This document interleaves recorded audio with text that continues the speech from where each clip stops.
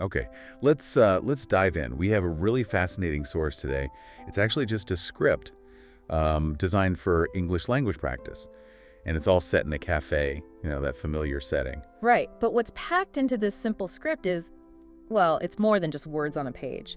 Our mission here in this deep dive is really to use this script almost like a lens, to look beyond just the language practice and explore, communication, culture, context, Yeah. all those layers you find in everyday chats, even just getting a coffee. Absolutely. And the script, it gives us these little snapshots, doesn't it?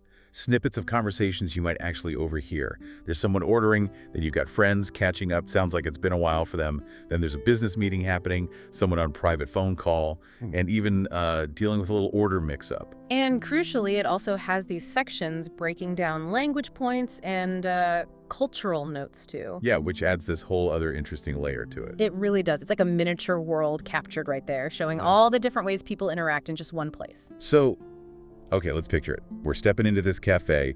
You hear the coffee machine whirring, the background chatter. Yeah. What does this script actually show us about how people communicate here? Well, I think it has to start right at the counter, yeah. That first interaction. Right, the ordering. So the script introduces us to Elena. She's ordering from the barista. And even this, seemingly simple exchange, it's loaded with specific, very functional language that, well, we use all the time. Totally. So Elena asks for a medium hot latte. And she wants an extra shot of espresso, I like that detail, and a slice of lemon cake.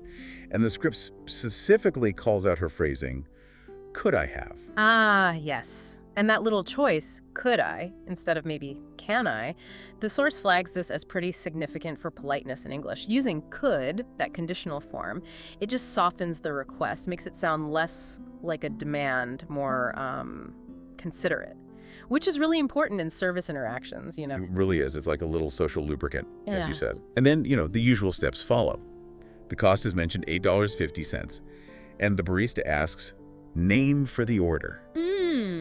It feels quite predictable, like a little dance, doesn't it? Oh. But it's essential for things to run smoothly. Oh, definitely. This first bit, it lays out that expected rhythm. The greeting, the order, any changes, the price, the name. Yeah. It's pure function, really, getting the transaction done efficiently. Okay, so that's the counter.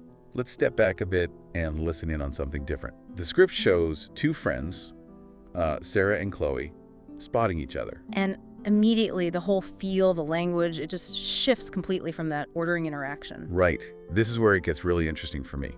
You instantly feel their connection. They use that classic line, long time no see. Which does so much heavy lifting in just 4 words, doesn't it? Yeah. Tells you they know each other well, some time has passed. Exactly. And their updates are just so, well, relatable. They're both completely buried in work. Sarah says she's swamped with work, and Chloe is juggling 3 projects. And those phrases, swamped and juggling, the script points these out as great examples of informal idiomatic English. Swamped gives you that image of being like overwhelmed, flooded, and juggling, perfect for balancing lots of complex things at once.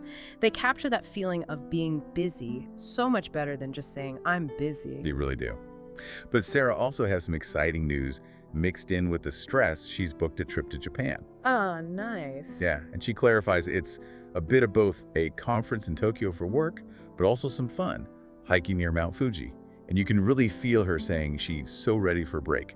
That brings in the emotional side, doesn't it? It's not just reporting facts, it's sharing how you feel about them. Totally. And Chloe's reaction is perfect, instant-friendly jealousy. And of course, demanded photos. Ah, standard procedure. And then there's this lovely little moment. Chloe notices Sarah's new scarf, says it's gorgeous. Yeah, that little compliment. The source actually notes this kind of thing. Using a small personal observation is a common social strategy, especially mentioned in relation to, say, UK small talk, as an icebreaker or just to build that connection. It's simple but effective. And Sarah's reply that she got it cheap at a thrift store that just adds another little touch, doesn't it? Tells you more about her and keeps the chat casual. So yeah, this scene is such a fantastic contrast to the first one. It's full of emotion, informal language, personal updates. It really shows how language flexes, based on who you're talking to, your history together. Okay, now let's completely switch gears again. At another table, the script shows us a meeting, David and Priya. Right, and this brings in a whole different register of language. Register just means the style of language that's right for a specific situation. More formal for business, maybe casual with friends. The cafe holds all these different styles. And this one is definitely leaning more formal. They get straight into it, discussing a proposal, project timelines. Yeah, the language gets more precise, more professional here. David calls the proposal solid, which in this context, the script points out means reliable, well thought out, a key bit of business vocabulary. They get into the details, the dates. There's a phase 1 goal of June 15th, but David suggests pushing it to June 30th. And he brings in that term, buffer time. Buffer time, another good one highlighted by the source. That extra cushion for unexpected delays. You can see the negotiation happening right there in the language. They're balancing the need for speed with, well, the practical need for a bit of flexibility. And Priya comes back with a condition okay, but maybe add another developer. And she acknowledges the knock-on effect. Budget might need a tweak, though. Tweak, that's interesting too. It's maybe slightly less formal than saying adjustment, but still perfectly fine in many business settings. It suggests a small refinement. So they agree on the next step. They'll reconvene Wednesday after David gets the updated numbers. Reconvene. Definitely a more formal word for meet again. Fits that business context perfectly. This whole scene just shows how language is used for, precision, negotiation, managing expectations in a professional world. Using words that fit that specific environment. Okay, let's go back to Elena, our first customer. Scene 4 catches her, but this time she's on her phone. Ah, yeah. This bit highlights how we manage our private lives in public spaces and how our communication shifts. The script notes she's whispering and mentions she has a French accent. She's talking to her mom. And the conversation itself tells you immediately it's personal. Talking about Aunt Marie's birthday gift. I'll mail the gift today, I promise. And then that, classic interaction with mom about dating apps. Oh yeah, Elena's line, "No mom, I don't need a dating app, I'm fine." You can almost hear the italics. Exactly. And the call wraps up pretty quickly because her coffee's ready. Okay, gotta go, my coffee's here. Simple ending. But that short moment, it illustrates really well how we juggle roles, doesn't it? Daughter, family member, all while sitting in a public cafe. The whispering is her way of creating a bit of privacy. It shows that boundary people try to maintain between public and private, even when they're in the same physical space. Okay, and finally, the script wraps up with a small, pretty common cafe scenario. Yeah.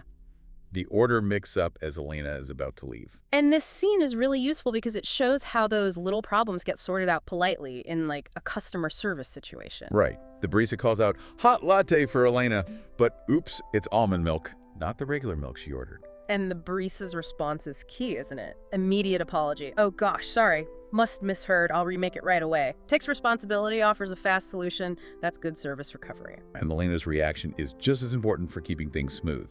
She's calm, understanding. No worries, take your time. No worries. The script highlights that phrase too. It's so common, so useful.